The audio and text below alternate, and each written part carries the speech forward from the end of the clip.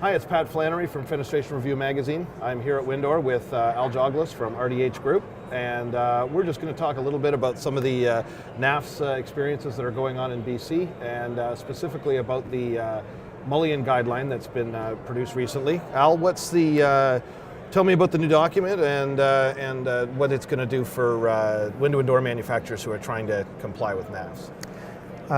The new document is actually going to provide tools that manufacturers currently don't have in their arsenal for getting NAFS ratings for their products. Mm-hmm. In case we don't get quite through it today, this was published in the recent edition of Fenestration Review Magazine, an article on mullions and NAFS. Mm-hmm. And one of the reasons many manufacturers find it difficult to comply with the NAFS standard is that it seems to require endless testing. Mm-hmm. Essentially, your ratings only apply to the size you tested, but you have to consider your configuration. So if you've got windows subdivided with mullions, each one of those mullion combinations is potentially different and may require a separate test to qualify it.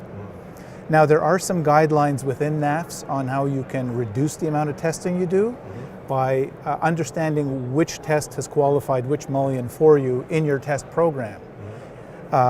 But there's a standard called AMA 450, which lets you not just use testing, but also engineering to qualify the mullion that's formed when you join two window boxes together. Okay. So especially in central Canada, eastern Canada, a lot of window manufacturers are assembling windows from what sometimes are called boxes. You'll have a casement, yes, and then a fixed window, and another casement. You'll put a transom over the top of it. Yes. But when you assemble these products together, you are creating combination mullions, right, where the frames join. Yeah. And that's really what AMA 450 was designed to do. It was designed to allow you to qualify those mullions by testing.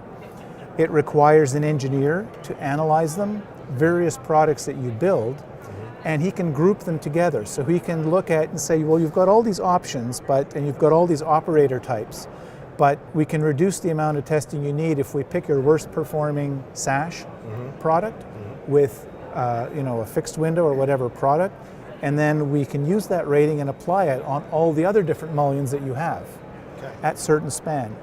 So AMA 450 requires an engineer's report that'll reference the air-water structural tests of your boxes, and it does require to test your mullion joint for air and water, but you can use engineering to qualify different mullion options with different reinforcing options that don't all have to be retested.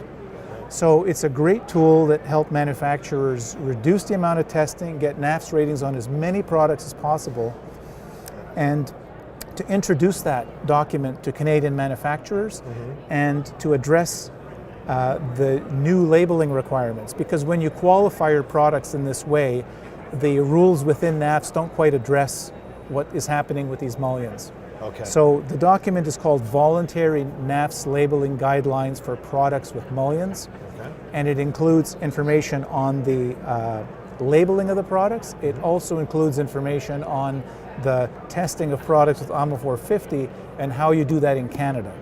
Okay. So potentially you could have 5 or 6 different products, and you could end up only having to do half that number of tests, a third of that number of tests. Is there a way to quantify that? Or? I would say you would significantly reduce the amount of testing you need to do. Yeah, hard to say unless you really know. And this is where you have to look at a manufacturer's product line. And if you're going to try to take advantage of this approach, you'd want to work with an engineer that is familiar with the AMA 450 standard. There aren't a lot of them yet in Canada, but I've been working with engineers in British Columbia, and for some of our clients we're offering this service, or we're hooking them up with engineers that understand how to do this. There are some of the testing organizations offer that service. I believe Architectural Testing, which is now a part of Intertek. Yes. They've been doing this in the States for a long time, and now that Intertek has acquired Architectural Testing, they have the capability of doing these AMA 450 reports for Canadian manufacturers. Oh, okay. So they can do the engineering, the testing, the whole works for you. Yeah. But to do it, you have to really show the engineer or the person who's helping you with this all your different mullion types, all your different boxes and the different ways you combine them, and then they can help you walk through and optimize and group things and say, well, if we test this, we can group all of these, and if we test that, it'll cover all of those, and then we'll need another test for this, we'll do all of those, and that'll leave you with 85% of your product line tested, with maybe a couple extra air water tests, some extra engineering, and a report. So this is a potential improvement. Without that, you might be looking at something like 25 or 30 product tests. Yeah. So you're looking at a potentially significant reduction. This is beneficial really primarily for manufacturers that are mulling boxes together. Okay. That's really who it's helping the most. That's what the document's about.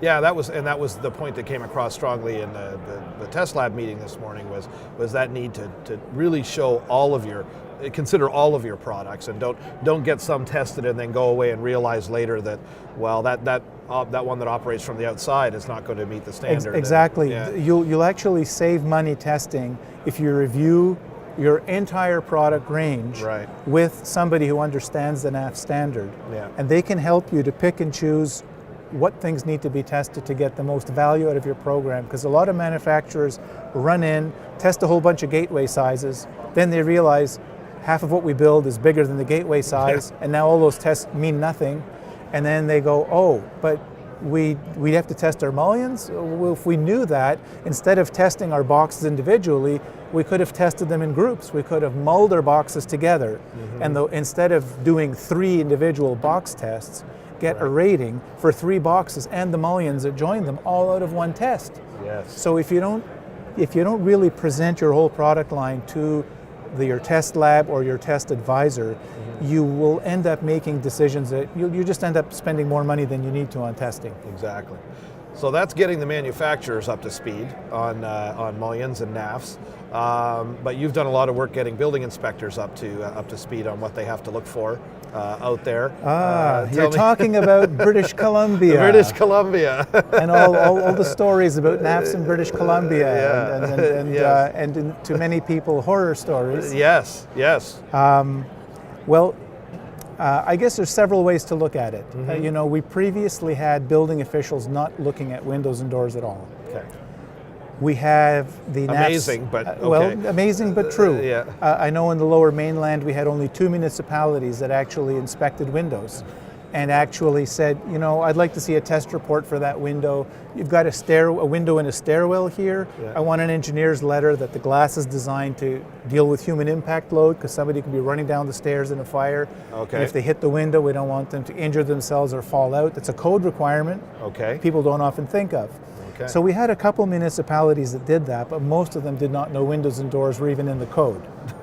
So come NAFs, and it's very early our industry realized if you're going to comply with NAFs, it's a lot of testing. And I think at the Fenestration Association of BC, some of the members looked and said, we don't want to be the only guys in the industry testing our products. Right. We think there should be a level playing field, and if we're going to test, really it's in the code, everybody should be trying to comply with the code. So it's not because we're better than anybody, but we don't want a situation where a couple manufacturers pay for the testing and then don't have a market for their product because nobody even knows you need testing. Right. And then you're undersold by people who don't even build code compliant product. Right. So when we had the opportunity to help participate in the education of building officials, we took it. And we had already had a good relationship with the Building Officials Association of BC. And at the time I was going to be the technical consultant for the Fenestration Association. I was just hired by RDH. And in fact, the building officials were looking to RDH to provide guidance on this area. Oh. So Brian Hubbs and I, another fellow in our office, were involved in this education process. And I ended up giving something like 6 or 7 presentations. And what the province did is they announced in October a new building code that was going to take effect in December. So they immediately, the Building Officials Association launched a series of seminars for their members. And they had 10 scheduled all over the province. So every major region and every major municipality was going to learn about what's new in the new code. Okay. And we happened to be part of that speaking tour. So we made a point of highlighting the fact that now all the window and door performance requirements were collected in 2 places in the code. Before they were scattered all over, nobody knew what you had to do. Right. Now it was really clear. Part 9, Part 5, here's what you got to do. Right. And so we basically explained to the building officials in 1-hour presentations, here's what's new, here's what's different, here's the new labeling requirements, here's what your job is. And by the way, we encourage them, don't be too hard on the manufacturers. This standard is new to them. Not everyone's going to have tested product. You should be happy with substantial compliance. Don't expect to see a label on every single window or door, but if most of them have it, it should be good enough. Give them time to get with the program, right? Know that side hinge doors are going to be an issue, so again, give the industry time to adapt. So that was the advice we gave them. And then if you have oddball stuff that is too big to be tested or untested and you're concerned about the structural safety, then accept engineering review. A letter from an engineer that in fact that window complies with code. Right. We gave them really balanced advice. The result was that from 1 week to the next, most building officials in BC were aware that windows and doors had new requirements in the code. Yeah. And they began to enforce them. Yeah. Now, to my regret, they've enforced them a little too heavy-handedly in some cases. Yeah. They're not some of them are not accepting engineers' letters. They want to see a test for everything. Some of them are holding manufacturers up because 2 windows don't have a label, and these are the honest guys who are admitting, I don't have those 2 tested. Yeah. But everything else is tested. What do you want me to do? Yeah. Every house package has got 3-4 windows Right. I've never tested. What do you want me to do? Yeah. Some of them are giving them a really hard time, and I'm sorry to hear that, because I've told several of them, what would you rather have? An honest manufacturer Yeah. declaring their true test results with the odd one that is excluded because it's just you don't sell enough of them to test, or a manufacturer that'll print a label showing you whatever you want to see? That's what would right. you rather have as a code official? Yeah. And but that's the situation we're in. Some of them are more understanding, some of them are rather heavy-handed. Yeah. Some of them aren't really paying much attention. And to some extent you'll always have that, I think, in the code enforcement world. Yeah. And But, growing pains with the new. And growing pains with a new standard. So Yeah. it's been challenging. And I think one of the problems we've had in BC that might not be as severe in other parts of the country is that we have a completely deregulated building administration. Yeah, that's interesting. So there is no head office that can tell the building officials, this is how we want you to handle NAFs. Wow. This is how we want you to handle this. They don't operate from a central command center. Each individual municipality is their own jurisdiction. They can interpret and apply the code as they see fit. And there is no mechanism in government to get them to sing from the same chorus sheet. Wow. So when people talk about chaos in BC and confusion and difficulty, it's not just NAFs. Partly is the way our decentralized code administration, code enforcement in the province that contributes to those difficulties. Excellent. Well, best of luck getting all that cleared up. Thank you very much. Thanks, Al. You're welcome.